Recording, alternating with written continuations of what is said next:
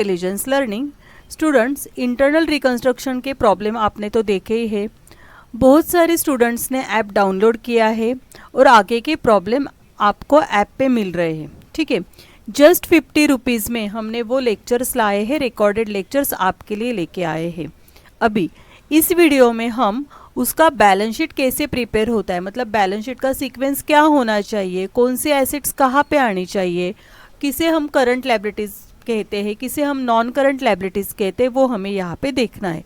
Problem solve करने के लिए फर्स्ट आपको बैलेंस शीट लिखना है एंड रिड्यूस ऑफ जो भी कुछ नाम है वो यहाँ पे लिख लेना, कंपनी का नाम एज ऑन डेट आएगी। उसके बाद equity and liability share holder funds आएगा, उसके नीचे आपको शेयर कैपिटल लिखना है। शेयर कैपिटल में कौन सा कैपिटल आता है, प्रेफरेंस शेयर्स आता है, इक्विटी शेयर्स आता है।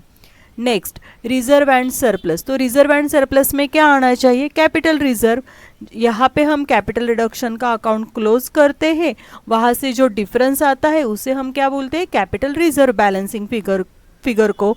तो वो कैपिटल रिजर्व यहाँ पे आपको रिजर्व एंड सरप्लस के ग्रुप में लिखना है।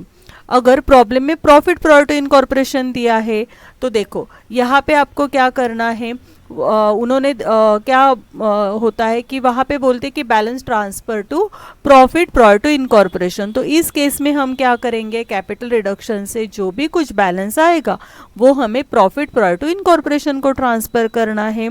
नेक्स्ट हमारा आता है नॉन करंट लायबिलिटीज़।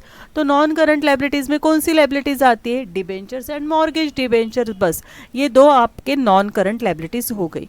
उसके बाद आती है current liabilities.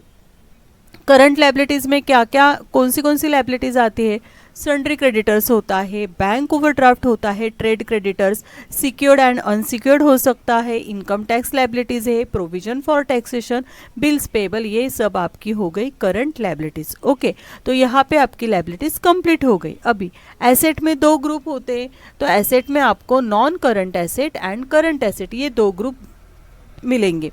Non current asset ये फिक्स्ड एसेट है जिसके ऊपर हम डेप्रिसिएशन कैलकुलेट करते हैं, उसे हम फिक्स्ड एसेट बोलते हैं।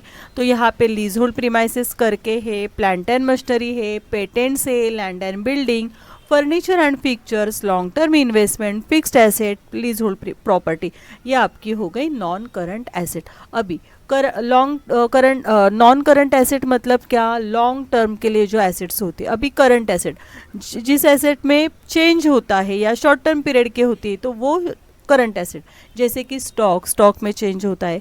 सन्ड्री डेटर्स, देखो डेटर्स को ट्रेड डेटर्स बोलते हैं, बुक डेप्स भी उसका नाम है। उसके बाद cash at bank, cash in hand आ सकता है, बैंक बैलेंस है, नोट्स रिसीवेबल है, इन्वेस्टमेंट शॉर्ट टर्म, ये आपकी करंट एसेट हो गई। ठीक है, आई होप आपको बैलेंस शीट का फॉर्मेट समझ आया होगा। लास्ट वीडियो में हमने सब fictitious assets and intangible assets देखी है और उसके पहले वीडियोस में देखो आपको प्लेलिस्ट में सब मिल जाएगा।